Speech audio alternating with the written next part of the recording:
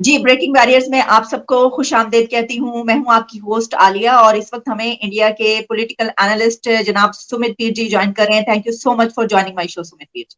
Thank you आज ma'am, thanks for the invitation. जी जी, मोस्ट वेलकम। आज हम जिन टॉपिक्स पर बात कर रहे हैं सुमित जी, वो बड़े अहम टॉपिक्स हैं। मेरे पास दो टॉपिक्स इस वक्त मौजूद हैं। एक तो ये कि इंडिया ने 120 कंट्रीज को इनवाइट किया है voice of global south summit, यानी अभी तो G20 आगे होना है, तो उससे पहले ही एक और बड़ी समिट हम ये देख रहे हैं जिसे कहा जा रहा है voice of global south summit. ये क्या है, इसका एजेंडा क्या है और पाकिस्तान को क्यों नहीं बुलाया गया? और इसी के साथ एक और बड़ी खबर मेरे पास मौजूद है और वो ये है कि जो इंडिया है उसके बारे में ब्लूमबर्ग में ये खबर शाया हुई है। मुझे ब्लूमबर्ग में मिली, मैं आपको बता रही हूँ कि Modi takes steps to allow Yale Oxford to open India campuses. कमाल की खबर ये है कि ऑक्सफोर्ड और येल यूनिवर्सिटीज जो हैं दुनिया की बेहतरीन यूनिवर्सिटीज, उनको कहा गया है कि वो इंडिया में कैंपसेस ओपन करें। वाह! तो पहले हम स्टार्ट किए लेते हैं सुमित जी। ये जो एक बड़ा स्टेप आपने लिया, कहा जा रहा है कि अब आप वहां की यूनिवर्सिटीज को बुला रहे हैं और कह रहे हैं कि वहां पर आकर कैंपसेस खोलें। हम तो पहले ही तारीफ करते हैं इंडिया के एजुकेशन सिस्टम की। हम कहते हैं भाई हमारा भी अगर ऐसा एजुकेशन सिस्टम बन जाता तो हम भी आज कहाँ के कहाँ होते। मुझे बताइएगा कि ये किस तरीके से सोचा कि ये स्टेप लिया जाए और क्या उनकी तरफ से क्या जवाब आया है, क्या वो रेडी हैं इसके लिए? देखिए आलिया जी, शो पे बुलाने के लिए धन्यवाद। अच्छा लगता है आपके शो पे आके। Thank you. ये जो देखिए, हमें एक दो तीन चीजें यहाँ समझनी पड़ेगी। इसका हिस्ट्री क्या है, बैकग्राउंड क्या, लॉजिक क्या है। पहली बात, जो एक कॉन्सेप्ट है दुनिया में, करीब आप जान के हैरान होगी, 86% of the countries have less than $10,000 of GDP. 86% of the countries. ये कंट्रियां बहुत बड़ी है। केवल 14% कंट्रियां ऐसी है जिनका जीडीपी $10,000 से ऊपर है, तो जिनको हम अमीर कंट्रियां कहते हैं। तो हम बोला जाए तो 86% कंट्रियां दुनिया में अमीर नहीं है। एक गलती जो हर इमर्जिंग सुपर पावर ने की है, जो हम नहीं करना चाहते, एक गलती जो हर कंट्री कर चुका, वो हम अवॉइड करें। एक गलती, एक सोच को बदलने का मौका भी ला रहे हैं। गलती क्या है? जब जापान उभरा था तो जापान ने कहा will sell to America. China उभरा, चाइना ने कहा विल सेल टू अमेरिका। या वो जो 14% कंट्री, हम उनको बेचेंगे, अमेरिका नंबर 1 है, उसका कोई मुकाबला नहीं। हम क्या कर रहे हैं? हम जो बढ़ रहे हैं सुपर पावर, हम कर रहे हैं बात 86% कंट्रीज की। और अगर इनमें एक, मैं आपको एक और इंटरेस्टिंग डाटा बताऊं, आज की डेट में 3.5 to 4 billion of the consumers live in these 86% of the countries. ये इंपॉर्टेंट चीज है। 3.5 से 4 बिलियन, यानी कि दुनिया की आधी आबादी इन कंट्रियों में रहती है, जो कंज्यूमर्स है। कोई बच्चे हैं, कोई बूढ़े हैं, उन्हें हम नहीं गिनते। और करीब 1 बिलियन कंज्यूमर ही रहता है डेवलप्ड कंट्रीज में। अगर मैं मैथमेटिकली भी देखूं, 3.5 to 4 billion much bigger market है देन 1 बिलियन, जहां कंपटीशन बहुत है। और पॉइंट नंबर 3 मैं बोलूं, हम कह रहे हैं वासुदेवम कुटुंबकम, the world is our family.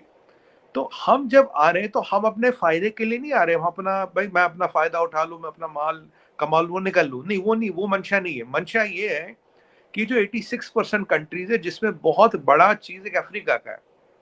आपको बताऊं, पूरे अफ्रीका का मिलके इंडिया से कम जीडीपी है। पूरे अफ्रीकन कॉन्टिनेंट का इंडिया से कम जीडीपी है आज के डेट में।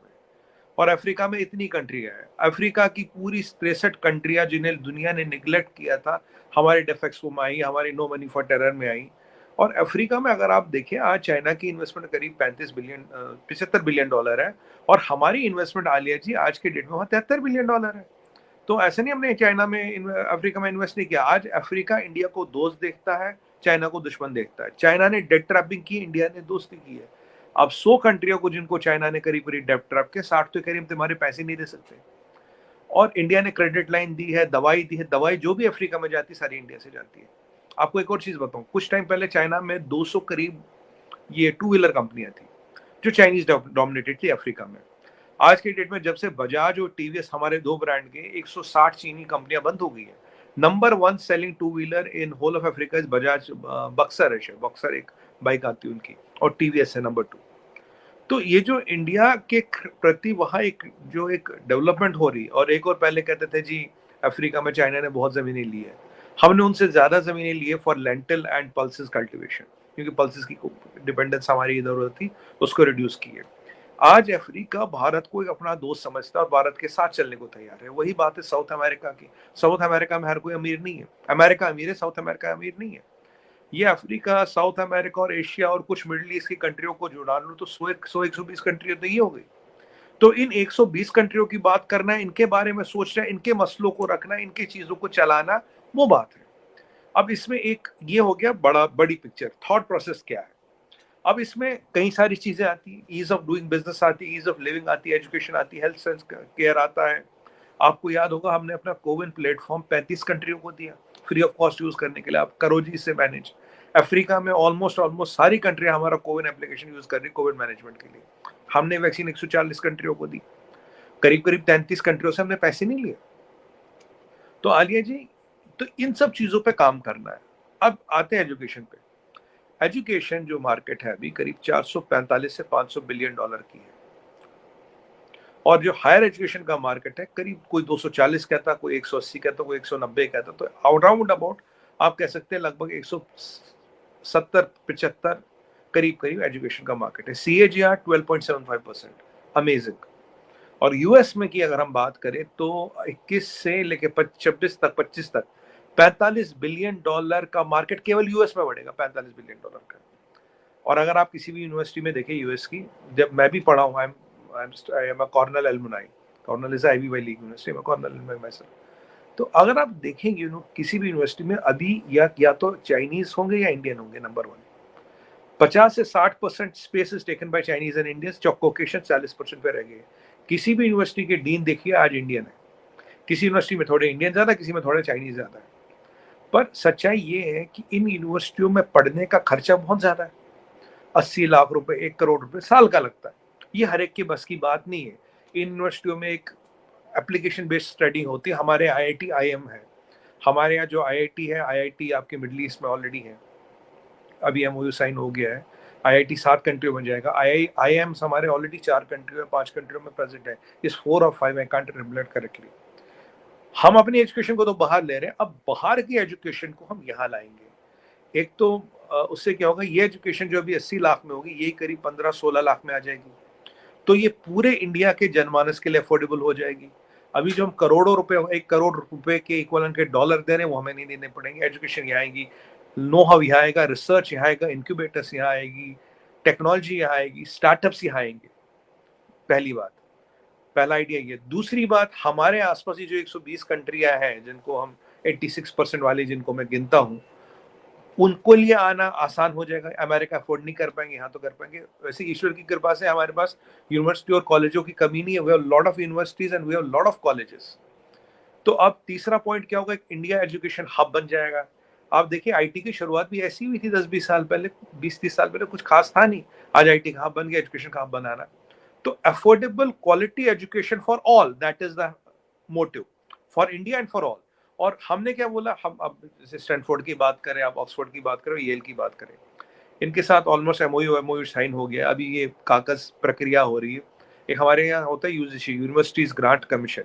यूनिवर्सिटीज ग्रांट्स कमीशन एक बार वो रूपरेखा दे दे, एक मतलब फॉर्मेट दे दे, वो फिर उसके बेसिस पे एक बिल बनेगा, पार्लियामेंट में अप्रूव होगा। उससे क्या होगा, इन 3 से शुरुआत होगी, कोई भी फिर आके यहाँ कैंपस लगा सकता है।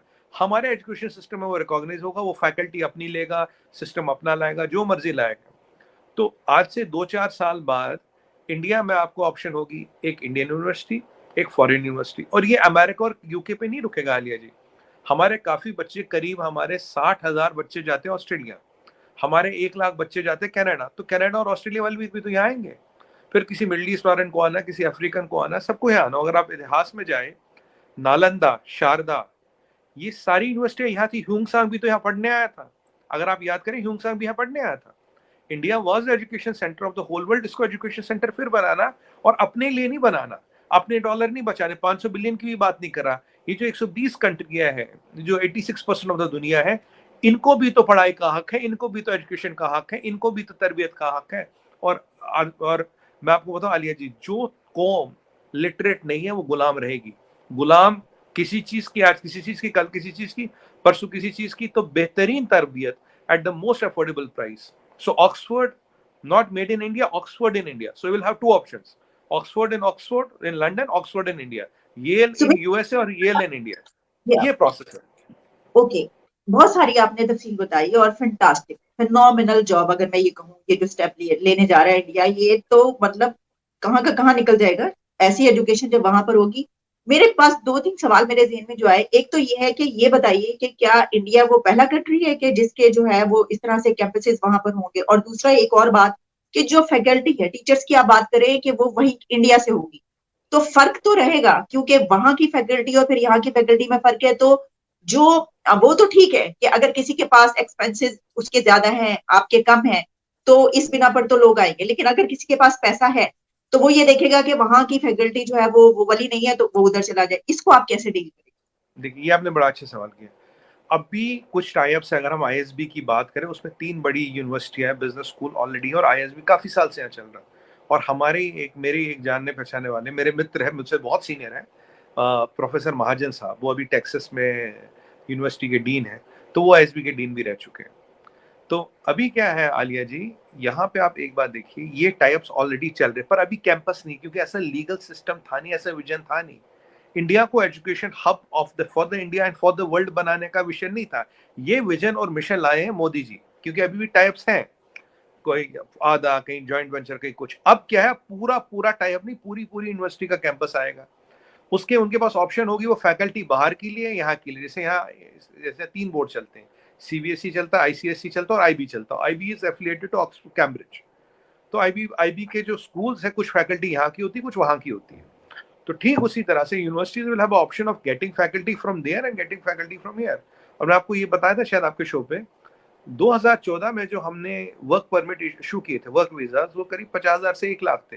अभी जो डाटा आया है 2022 के एंड में, आलिया जी, ये डाटा बढ़ के 70 लाख हो गया है, 7 मिलियन, फ्रॉम 50,000 टू 1 लाख। अब मैं 1 लाख भी ले लेता हूँ, हायर साइड पे ले लेते हैं, मोदी जी के आने से पहले और मोदी जी के आने के बाद ये डाटा पहुंच गया 70 मिलियन। तो हम वीजा दे रहे हैं, सब दे रहे हैं, और इतना बड़ा डाटा का राइज आपको दुनिया में कहीं नहीं दिखेगा। इतना बड़ा डाटा का राइज आपको कहीं नहीं दिखेगा। तो ये हमने अचीव किया है। ठीक उसी तरह से अगर इनको कल 100, 200, 500, 1000, 10,000, 20,000, 50,000, 1 लाख प्रोफेसर लाने, लाइए ना। हमने मना थोड़ी किया, हम तो कह रहे सबको बाहर से लाइए। हम ये नहीं कह रहे आप इंडियन प्रोफेसर लो, आपका कैंपस, आपकी मर्जी, आपको पूरी मान्यता यहाँ है, आपको पूरी फ्रीडम है जो आप करना चाहे। फिर आपका पॉइंट रहा कि भाई एक्सपोजर। अब देखिए, मैं हैविंग बीइंग और कॉर्नल एलुमनाई, एक आईबीवाई लीग यूनिवर्सिटी है, काफी लोग जो वहां जाते हैं वो है इंटरनेशनल एक्सपोजर के लिए। एक टाइम ऐसा होगा आलिया जी, शायद यूएस में 5 या 10 नेशनलिटीज के लोग पढ़ेंगे, इंडिया में 150 नेशनलिटीज या 100 नेशनलिटीज के लोग पढ़ेंगे। तो जो एक्सपोजर होगा वो इंडिया में आपको ज्यादा होगा, क्रॉस कल्चरल एक्सपोजर। क्योंकि इनका जो जो बाहर की यूनिवर्सिटी है, वो चलती है कंटेंट पे, कंटेंट उनका अपना होता है, everything is about their content, content लेकिन तो उनका अपना मुझे होता है। इसको क्या फायदा होगा? हाँ, वैसे आपसे पूछ रही हूँ कि जो यूनिवर्सिटीज ये करेंगी, आप क्या समझते हैं कि ये म्यूचुअल बेनिफिट पे हर चीज उनको क्या बेनिफिट होगा मैं आ इससे? रहा हूँ उस पे आ रहा हूँ। देखिए, तो यहाँ पे जो उनका कंटेंट होगा, कंटेंट वही रहेगा, प्रोफेसर बाहर का हो, यहाँ का हो, कोई दिक्कत नहीं। अब आईआईटी का लोहा पूरी दुनिया मानती है, आईआईएम को पूरी दुनिया मानती है। और दूसरी बात क्या होगी, यहाँ पे जो क्रॉस कल्चर आपको मिलेगा, जो इंडिया में शायद मिलेगा, वो यूएस में ना मिल पाए। और कुछ कुछ लोग इसके लिए भी, अब किसी के पास पैसे ज्यादा है, क्या नहीं यार मैंने तो जी न्यूयॉर्क में ही पढ़ना है, तो ठीक है भाई, न्यूयॉर्क में पढ़ ले, कोई दिक्कत नहीं, हमें बच्चों, हमें स्टूडेंट्स की कोई कमी नहीं, इंडिया में ही इतना बड़ा मार्केट है, बाहर से नहीं भी है, कोई कोई जरूरत नहीं है। और अब हम क्या दे पाएंगे, Indian university, American university, British university, Australian university, Canadian university, और ऐसी और भी जो भी यूनिवर्सिटी है वो हम दे पाएंगे। अब आपने सवाल पूछा था कि क्या क्वेश्चन था आपका, कि मेरे दिमाग ये से तो निकल गया। क्या उनको हाँ, क्या उनको फायदा, हाँ। बेनिफिट? देखिए, अभी ये जो यूनिवर्सिटीज है, mostly they are private funded, alumni funding पे चलती, प्राइवेट फंडिंग पे चलती है, रिसर्च करती है, पेपर्स लिखती है, they have to do a lot to survive. अब एक होता मार्केट एक्सेप्टेबल प्राइस पॉइंट, एक होता market price point. Market price point में बोलूँ, माई बैचलर्स का $1 लाख है साल का, but market acceptable price point शायद $20,000 है। तो उनको भी पता, देखिए हम वहां नहीं कह रहे इधर और ही नहीं, वो बंद करके यहाँ वहां से दुकान हटाओ, नहीं, तुम दुकान बढ़ा रहे हो, तुम अपनी literally you are increasing your reach, this reach will give you the base line that can give you the margin. So even it will make easier for universities to sustain. और मैं आपको यहाँ एक छोटी सी चीज बताऊं, मैं एक कंपनी में यूएस में काम करता था, और मेरे साथ के जितने लोग थे, ये सारे सबमरीन ऑप्स के थे। सबमरीन ऑप्स जितने इंजीनियर हमारे यहाँ थे, most of the way submarine ops, US navy. तो एक बार मैंने अपने इंजीनियरिंग हेड से पूछा, वो भी इंजीनियरिंग हेड भी सबमरीन ऑप्स का था।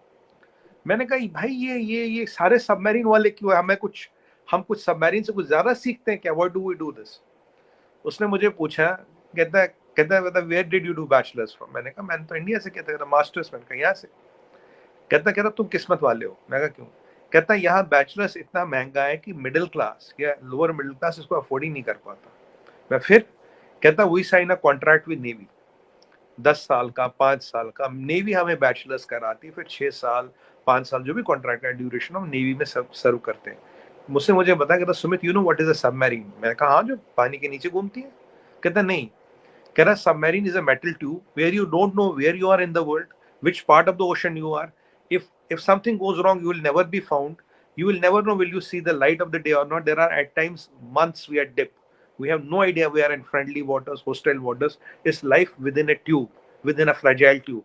That is submarine, and it's very compact space. बहुत तंग जगह होती है. So you cannot imagine submarine. कह रहा हम submarine ops करके आते हैं so that we get our bachelors. उसके बाद हम फिर जब हमारा कॉन्ट्रैक्ट खत्म होता है we come into the corporate and the public market. तो इतनी बड़ी किल्लत है। मैं तो ये कहूंगा आपको आलिया जी, मेरा जो because having lived there I can tell you, बहुत से अमेरिकन यहाँ पढ़ने आएंगे। आप ये मेरी बात लिख के रखिएगा जी। they cannot afford. इसकी वजह ये है कि जो इंडिया की अट्रैक्शन है वो काफी कंट्रीज में उसके कल्चर की, और बहुत सारे लोग सिर्फ योगा की जिनको वो है वो भी आते हैं यहाँ पर। तो मैं समझती हूँ कि बात ठीक कह रहे हैं, क्योंकि जो आप अगर जब कल्चर देखते हैं तो ज्यादा रिच कल्चर यहाँ पर नजर आता है, और उनके लिए खास तौर पर, हम तो यहाँ पे रहने उनके। मुझे बताइए अब एक सबसे अहम सवाल जो हमारे लिए, पाकिस्तान से स्टूडेंट्स को वहां पे मिलेगी इजाजत और परमिशन और एडमिशन? अभी भी आपके पाकिस्तान के स्टूडेंट तो यहाँ आते हैं पढ़ने, कोई स्टूडेंट्स के लिए रोका थोड़ी हमने। आपके पाकिस्तान के स्टूडेंट यहाँ पढ़ते हैं अब भी। तो मुझे नहीं लगता कि पढ़ाई में और ह्यूमैनिटेरियन एड में ऐसी कोई चीजें आएगी, अल्लाह अंटिल कोई एक केस टू केस बेसिस पे कोई दिक्कत ना आए। वैसे कोई ऐसा ब्लैंकेट बैन नहीं, आपके स्टूडेंट अब भी यहाँ पढ़ते, कोई दिक्कत नहीं। Even as on date there and they are safe and sound, कोई दिक्कत नहीं। अच्छा, मतलब ये कि उनको एडमिशन वहां पर लेने की और कोई मसला नहीं है उनकी? नहीं, अभी कोई ऐसी, अभी भी कोई, अभी तो ये यूनिवर्सिटी जब आएंगी जब 1 साल 2 साल 3 साल, बट मुझे जो लगता है कि अभी भी जो आप हमारी यूनिवर्सिटियों में पाकिस्तानी स्टूडेंट पढ़ते हैं, कोई दिक्कत नहीं। They come through the proper formalities and all. अरे स्टूडेंटों से कोई बैर थोड़ी ना। वैसे भी हमारी लड़ाई कॉमन सिटीजन से नहीं है, कॉमन सिटीजन से हमें कोई मसला नहीं है। मसला है हुकूमत से, मसला है आर्मी से, कॉमन सिटीजन से कोई प्रॉब्लम नहीं है। ओके, तो इसका मतलब हम ये देख रहे हैं कि पाकिस्तान से तो बड़ी तादाद स्टूडेंट्स की ऐसे जो कि बाहर जाना चाहते हैं, और जिनके पास पैसे नहीं है वो जब ये देखेंगे तो इन यूनिवर्सिटीज में तो वो बहुत बड़ी तादाद में दाखिला लेंगे। बिल्कुल आलिया जी, पाकिस्तान के लिए नहीं, मैं तो 120-150 कंट्रियों की बात कर रहा हूँ। मैं तो उन 86% दुनिया की बात कर रहा हूँ जो बहुत बड़ी दुनिया, जिसको इग्नोर किया गया। उस दुनिया को अब मेन स्ट्रीम करना, उसके लिए जो ईज ऑफ लिविंग है, जिसमें एजुकेशन, हेल्थ केयर, 50 चीजें आती है, वो सब चीजें धीरे धीरे मुयसर करानी। This is called human centric development. What else is human centric development? वो इंडिया वो गलती नहीं करा जो चाइना ने की, इंडिया वो गलती नहीं करा जो जापान ने की, इंडिया वो गलती नहीं करा जो कनाडा ने की। We are talking of human centric development and for the deprived world, that is how it is differentiated. इस चीज पे हमारा डिफरेंशिएशन हो रहा है।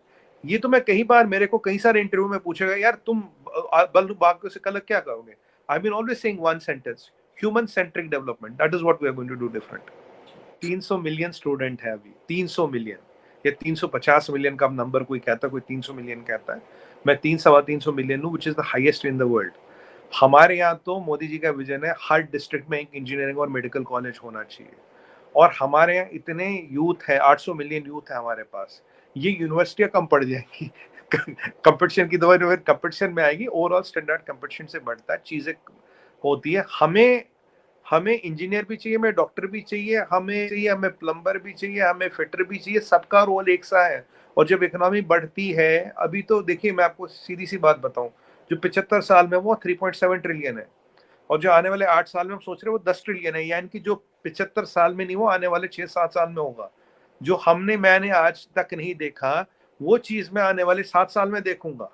तो उस चीज के लिए तैयारी भी तो उतनी बड़ी होनी चाहिए।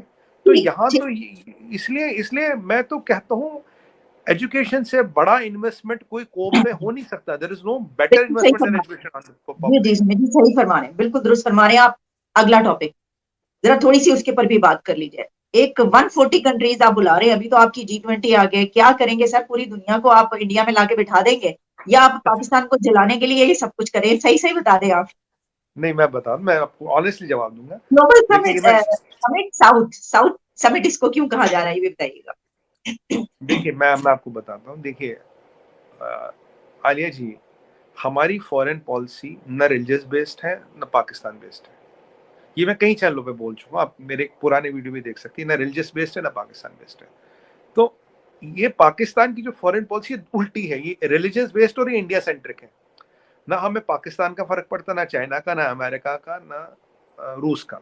हम देखते हैं हमारे लिए अच्छा क्या, और हमारे जो ये 86% ऑफ द वर्ल्ड है, 120 कंट्रियां करीब, इनके लिए अच्छा क्या, हम इनके लिए क्या कर सकते हैं। हमें G20 की प्रेसिडेंसी मिल रही है, हमारा टैगलाइन क्या, पंच लाइन क्या, वासुदेवम कुटुंबकम, let world be one family. दुनिया के लिए जो भी अच्छा करना होगा, जो हमसे होगा, because we want to cast our impression on the sand of time. हमारी मंशा ये है कि हम अपना impression will cast on the sand of time, और दुनिया के लिए जो अच्छा करना होगा वो हम करेंगे। उसमें पाकिस्तान भी, आप देखिए आपके स्टूडेंट आते हैं आज के डेट में, आपके यहाँ दवाई तो जाती है ना, यहाँ से बिल्कुल जाती है। खान साहब ने दवाई नहीं रोकी थी, दवाई वही जा रही है। बाकी ट्रेड वेड रोक दिया था, बट देखिए हमने भी कभी दवाई नहीं रोकी, ना हमने स्टूडेंटों का वीजा कैंसिल किया। चाइना ने हमारे साथ ये कर किया था, चाइना ने हमारे साथ किया, पर साल 2 साल में चाइना की तो खैर जरूरत ही नहीं पड़ी। चाइना होगा नहीं होगा वो तब बात करेंगे। मैं कह रहा हूँ कि ये जो चीजें अच्छी बनेगी, जो जो टेक्नोलॉजीज यहाँ आएंगी वो आपके यहाँ भी तो आएंगी, जो सामान आएगा आपके यहाँ भी आएगा। तो ऐसी कोई बात नहीं है कि पाकिस्तान को दबाने के लिए, जलाने के लिए, डोमिनेट करने के लिए, ऐसा नहीं कर रहे हैं। आलिया जी, हम 120-150 कंट्रियों की बात कर रहे हैं यहाँ पे, और ये बहुत जिम्मेदारी का काम है। हम अपना नहीं सोच रहे, जो हमने टैगलाइन हमारी लिखी उसको हम क्रियान्वित करके, उसको हम we are implementing it to the last line and dot with sweat and blood. That is the commitment. Let's get what the world wants. Let's know what the world wants. That when we are at G20, वैसे भी हम अपने जैसे Singapore हमारा दोस्त है, जैसे कई सारी कंट्रियां हैं मिडिल ईस्ट की, बहरीन है, यूएई है, वो we will be inviting them as special members. कोई हमारे दोस्त काफी सारी कंट्री है, वो not part of G20 but we'll be inviting them as special members. उनसे हमारी दोस्ती है। बट दोस्तों को तो हमने बुला लिया, पर एक जो बहुत बड़ी दुनिया है आलिया जी, उनके बारे में, उनके मसाइल क्या है, G20 उनके लिए क्या कर सकता है। G20 का आपको मैं बता दूं, 85% of the world GDP, 80% of the international trade, more than 60% of the population lives in G20. G20 कहने को G20, अगर मैं यूरोपियन यूनियन को जोड़ूं तो 20-30 मुल्क और देखिए G50 हो जाता है।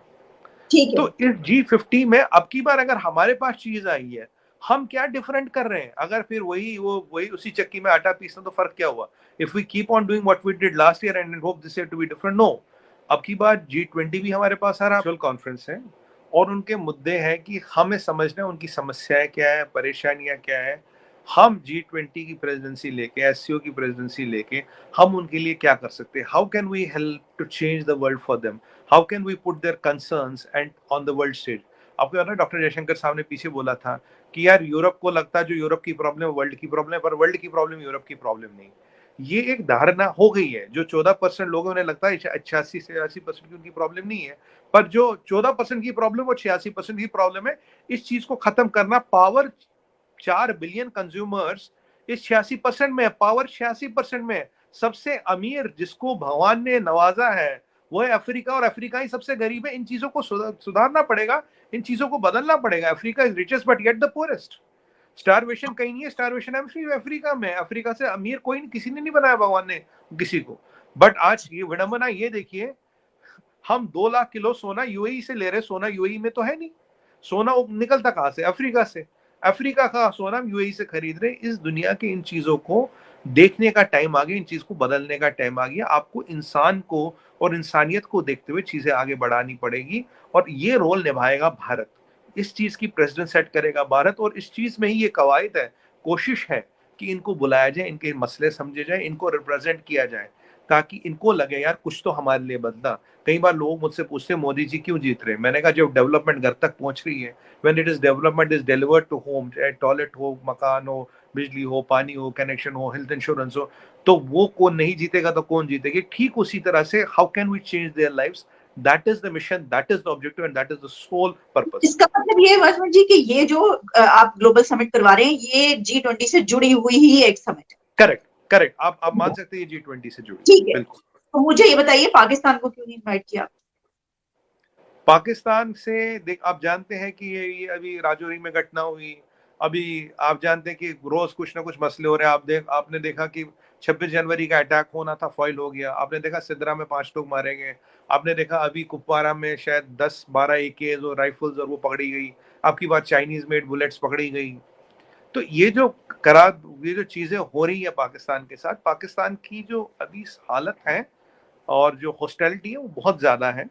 बाकी जो अच्छी चीजें निकलेंगी या जो चीजें आएंगी उसमें पाकिस्तान के लिए अगर कुछ होगा वो इनको मिलेगा, तब तो जो इंसानियत के लिए चीज होगी वो तो सबको मिलेगी। खैर, लेकिन बट अभी जो लेकिन परिस्थिति है, ये एक बड़ा क्वेश्चन मार्क नहीं होगा कि इंडिया जो कि अपने मुल्क को एक, यानी आपने ये सब जो बातें बताई उससे पता चल रहा है कि आपकी डेवलपमेंट और आपकी क्या सोच है। तो इस ये होते हुए भी आप जिस जो स्टेटस है इस वक्त आपका, तो आप एक का एक नेबरिंग कंट्री है, उसके भी जिन कंट्रीज को आप बुला रहे हैं मसाइल है, बिल्कुल ऐसे ही मसाइल हमारे पाकिस्तान के भी हैं। लेकिन आपने इस बिना पर नहीं बुलाया कि वो ये जो आपने बातें की वो तो कब नहीं चलती रही, यानी 75 ईयर्स में हमेशा ही ये कुछ चलता रहा है। तो आपको नहीं लगता कि अगर आप बुलाते तो आपका जो है वो स्टेचर थोड़ा और बुलंद हो जाता? देखिए अभी आलिया जी, हो सकता, क्योंकि जहां तक मुझे पता है अब तक बुलाने का कुछ ऐसा प्रावधान है नहीं, जहां तक मुझे पता है। अभी है 2-4 दिन, हो सकता कुछ चेंज हो जाए, जिसका अंदेशा बहुत कम है। बट मेरा ये मानना है, देखिए डॉक्टर जयशंकर साहब ने भी बोला था यूएन में, यार let's stop being good to each other, let's stop talking nice to each other. देखिए मसाइल है, प्रॉब्लम्स है। अब मुझे ये नहीं पता कि टर्की को बुलाया नहीं बुलाया, मेरे हिसाब से शायद टर्की को भी नहीं बुलाया होगा, क्योंकि लिस्ट है नहीं मेरे पास, अभी मैं कमेंट कर नहीं पाऊंगा। पाकिस्तान और टर्की का आई एम डाउटफुल। पाकिस्तान तो खैर, अगर आप देखिए 3 तरह की सिचुएशंस होती है, आप दोस्त हो, आप दुश्मन हो, या आप न्यूट्रल हो। अगर आप दोस्त नहीं हो तो दुश्मन भी मत रहो, न्यूट्रल